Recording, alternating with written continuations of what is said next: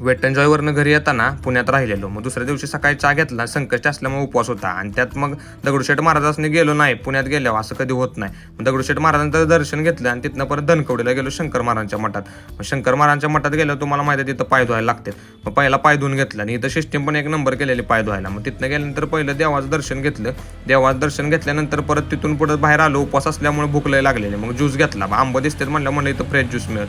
आणि आम्ही घेतलेलं परत नाश्ता करायला बसल्यावर शाबू वडं आणि माझा श्रेयचा आणि डीसीचा उपवास होता आणि शेटचा नव्हता उपवास. गाड्यानं घेतलेली मिसळ आम्हाला दाखवून खात होता. तुला म्हणलं धावतो बदला कसा असतो.